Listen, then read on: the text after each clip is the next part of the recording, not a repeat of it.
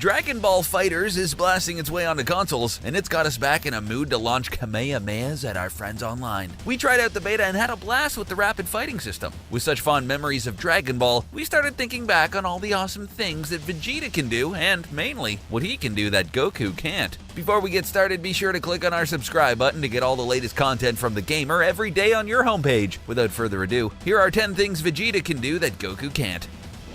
2 is greater than 3. See what we did there? Battle of Gods with our first look into a post-Dragon Ball Z world, and introduce fans to a whole bunch of cool new characters and concepts while retaining that original style. One of those new characters was the God of Destruction, Lord Beerus. He makes all the previous antagonists look like peasants in comparison. Heck, even Frieza himself is scared of him. In his Super Saiyan 3 form, Goku can't even land a punch on him. But after Bulma gets hit by Beerus, Vegeta goes into a fury. Being unable to achieve Super Saiyan 3, he goes to the classic second form, and actually surpasses Goku in that moment and lays into Beerus for a bit. Lesson of the day, don't anger Vegeta. Point taken.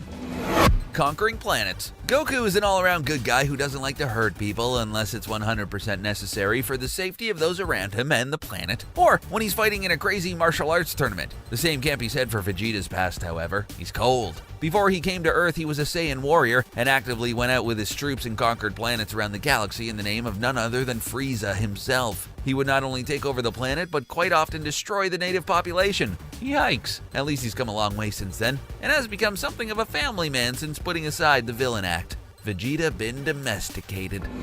Turning into a great ape at will. Back in the early days of Dragon Ball, turning into a giant monstrous ape was sort of the big thing. Thanks to monkey tails found on the bodies of Saiyans at birth, these fearsome warriors could transform into terrifying beasts when they looked up at the moonlight. Arrgh! Oh, wait, no, that's not right. While this is true of just about every Saiyan out there, Vegeta himself is exempt from this rule. Not only could he change into the great ape at will, thanks to his ability to create a false Blutz wave, or a power ball, which tricked his body into thinking there was a moon. Furthermore, he retains full control when transformed, unlike the other Saiyans who fall under the control of the ape, not unlike classic werewolf lore. Hey, I was kinda right. Military tactician. When it comes to actual fighting, Goku is a pretty amazing individual, but he largely plans on the go and improvises during a fight. Even more interesting is that Goku always seems to be training and learning while in a fight. This can backfire on him, of course, and forces Goku to change plans on the fly. The same can't be said for Vegeta. Being a Saiyan prince and a soldier, he's been trained in military tactics and knows a thing or two about warfare. Quite often, he'll hang back on a fight for a bit and review his opponent, coming up with a plan long before he even enters the conflict. This was confirmed by Piccolo in the Android saga during Vegeta's fight against 19 and 20.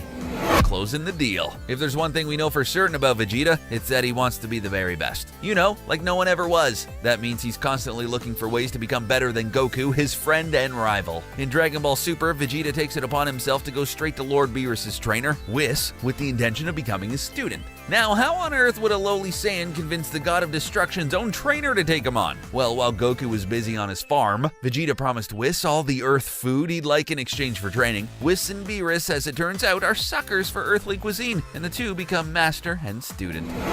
Creating his own moves. While there's no doubt that when it comes to classic Dragon Ball moves, the Kamehameha is pretty high on that list, and we often associate it with Goku. It is his signature move after all, but it's actually not a move of his creation. Goku learned that move and many others from various masters, including Roshi and Beerus. Vegeta, on the other hand, is ahead of Goku in this department. While he has shown he's quite capable of learning other people's techniques, he's also shown that he can create his own moves. Some of those techniques include the Final Flash and Gallic Gun, the latter of which is said to rival the Kamehameha in terms of raw power. Oh yeah. He can just skip the God ritual. We've seen a whole bunch of sudden new Super Saiyan forms ever since Dragon Ball Super launched. These includes the Super Saiyan God, Super Saiyan, which is more commonly referred to as Super Saiyan Blue, and Ultra Instinct so far. This all kickstarts with the God form, something that can't be trained to achieve. It requires the help of other Saiyans, and of course, Goku is the first to do it. By having that power unlocked, Goku is able to learn how to get to Super Saiyan Blue. Vegeta, on the other hand, seemingly goes straight to Blue simply by living with Whis. If that's not a sign that Vegeta is both determined and powerful, we don't know what is. family, and riches. Money has never been the objective goal of any of the Saiyans, but it's always on someone's mind when the Dragon Balls come into play. Interestingly, for Vegeta, he never even had to think about asking for money because he ended up marrying Bulma, the heiress of Capsule Corp. While Goku has a great family, Vegeta is actually a pretty great dad to Trunks. Despite not wanting to do much, he still does a lot of things that take him outside of his comfort zone. Plus, he gets to accompany Bulma on lavish vacations around the world. It's good to have some downtime when the world isn't in peril.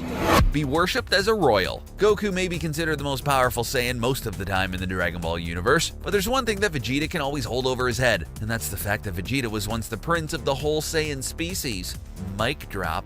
In what must have been quite the ego boost, Vegeta learned early on that he was a prince, and that he and his father shared the names with their planet. While he still says he's a prince, Vegeta is technically the king of all the Saiyans due to his father dying when the planet was destroyed. You'd think he'd want to hang that one over Goku's head.